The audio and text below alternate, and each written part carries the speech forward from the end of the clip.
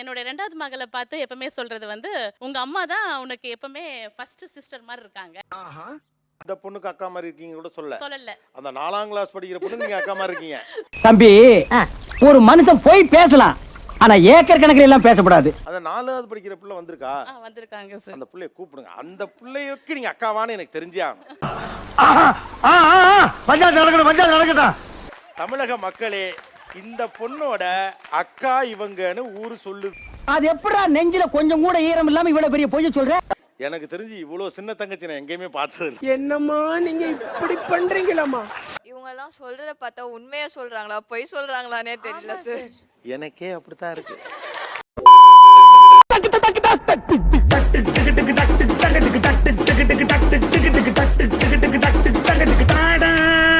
அனைவருக்கும் கோபிநாத்தின் அன்பு வணக்கம். இன்னைக்கு நம்ம ஷோல என்ன பேச போறோம் அப்படின்னா, இளமையான அம்மாக்கள், உங்களுடைய மகள்கள்.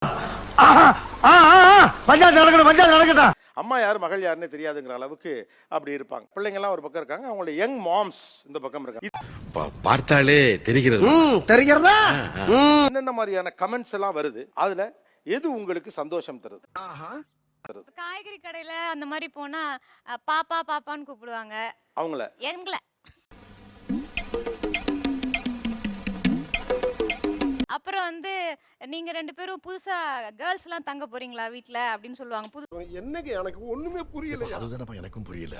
மெய்டு பாத்தீங்கன்னா ஒரு 10 நாள் வேலை செஞ்சாங்க எங்க வீட்ல, புது மெய்டு. 10 நாளைக்கு அப்புறமா வந்து அவங்க உங்க தங்கச்சின்ல நினைச்ச இப்ப பாப்பான்னு சொல்றீங்க. நோய் என்ன நீ பைத்தியக்காரனவே நினைச்சிருக்கறல நீ அப்படின்னு 10 நாளைக்கு அப்புறம் கேட்டாங்க. என்னக்கா இப்ப கேக்குறீங்க? நியாயமா பேசுங்கம்மா, நீங்க தானே வேலைக்கே எடுத்திருப்பீங்க. அதாவது வாய்க்கு வந்தபடி எல்லாம் பேசப்படாது. எதா இருந்தாலும் நியாயமா பேசணுமா இல்லையா? வந்து அவங்க என்ன நினைச்சிருக்காங்கன்னா ஒரே வீட்ல, ஏன்னா எங்க அம்மாவும் எங்க வீட்ல இருக்காங்க, சோ அவங்க தான் எங்களுக்கு காமனான அம்மான்னு நினைச்சுக்கிட்டாங்க. அவ ஃப்ரெண்ட்ஸே என்ன வந்து அவ அக்காவான்னு தான் கேக்குறாங்க. இன்னும் கூட அக்கா கூட இல்ல, சிஸ்டரான யார் அக்கான்னு தெரியல. ஆனா இது புதுசா இருக்குனே, புதுசா இருக்கு. நீங்க உங்க தங்கச்சியும் நினைக்கிறாங்க.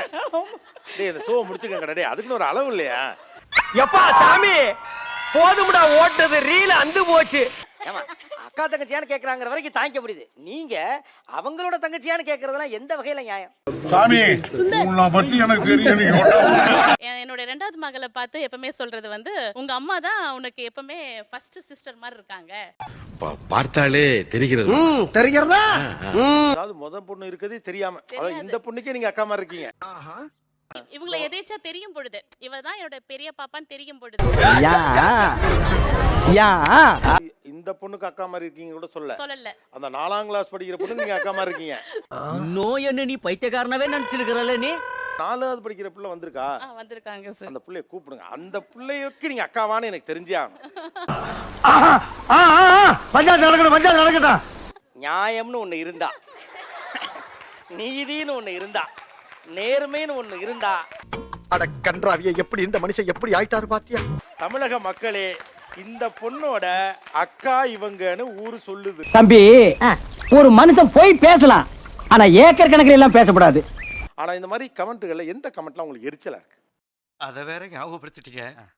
நெஞ்சமெல்லாம் பொண்ணா இருக்கு தம்பி. அம்மாவுக்கு பார்த்தா அக்காவா உங்க அக்காவா அப்படின்னு கேட்பாங்க.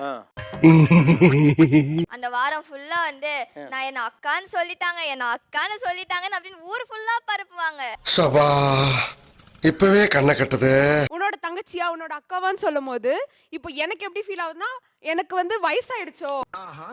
ஓ நமக்கு வயசானவ ஃபீலா? வயசான மாதிரி இருக்கு சார். உங்களுக்கு குட்டி குழந்தை இருக்குன்னு நினைச்சா இவ்ளோ பெரிய பொண்ணு, அப்ப எனக்கு என்ன இவ்ளோ வயசாயிடுச்சா? கல்யாணம் ஆயிடுச்சான்னு கேட்டாங்கன்னு சொல்லிட்ட ஒரு ஆட்டோ ஆடுவா பாருங்க, டான்ஸ் ஆடுவா அவ. எனக்குல ஏய் ஆடாதடி, எனக்கு என்னங்க எனக்கு ஒண்ணுமே புரியல. அதுதானப்பா எனக்கும் புரியல. யார சொல்றேன் நீங்க? உங்க அம்மாவை தான் சொல்றீங்களா? ஒத்த ரோசா பிள்ளைய ரொம்ப அற்புதமா வளர்த்திருக்கம்மா. நீங்க காமனம்மாக்கு கீழே வளர்ந்துட்டதுனால நீங்க அம்மாவையுமே அக்காவாவே ட்ரீட் பண்றீங்கன்னு நினைக்கிறேன். பஞ்சாயத்து நடக்கட்டும். உங்க பொண்ணுங்கலாம் இந்த கமெண்ட்ஸ்ல எரிச்சல் அடைறாங்க. சில பேருக்கு கொஞ்சம் கோபமே வருது. அப்ப நீங்க ஒரு அம்மா ஃபேஸ் எடுக்க வேண்டியதுதானே? நீ அப்படி வரியா? எங்களை இளமையா இருக்கனா அவங்க ஏன் சார் கஷ்டப்படுறாங்க? ஒரு அம்மா இளமையா இருக்கனா அவங்க சந்தோஷம் தானே படணும், ஏன் கஷ்டப்படுறாங்க? அது என்னமா இப்ப கொஞ்சம் கூட வெக்கப்படாம பேசிட்ட? இப்பலாம் வந்து 35 வயசுல தான் சார் மேரேஜே ஆகுது. சார் அவங்க அந்த ஏஜ்ல இருக்கிறது ப்ராப்ளம் இல்ல சார். அடங்கப்பா, இது உலக நடிப்புடா சாமி. ஆக்சுவலா ரொம்ப சிம்பிள். இப்போ அவங்க ஏஜ் என்ன? உங்க ஏஜ் என்னது 39. ஆல்மோஸ்ட் அவங்க வயசு இப்போ நீங்க என்ன நினைக்கிறீங்க? ஏன் இப்படி பாக்குற? த்ரிஷாவோட ஏஜ். நீங்க இப்படிலாம் சொல்லாதீங்க ஆமாமா. இல்ல நீங்க புரிஞ்சுக்கங்க. பயங்கரமான ஆளா இருக்கேடா. இப்போ நீங்க பாக்குற ஒரு டாப் ஹீரோயின் ஆல்மோஸ்ட் இந்த ஏஜுக்கு பக்கத்துல இருக்கிறாங்க. எவ்வளவு பியூட்டிஃபுல்லா இருக்காங்க த்ரிஷா எல்லாம் பேசுறோம்.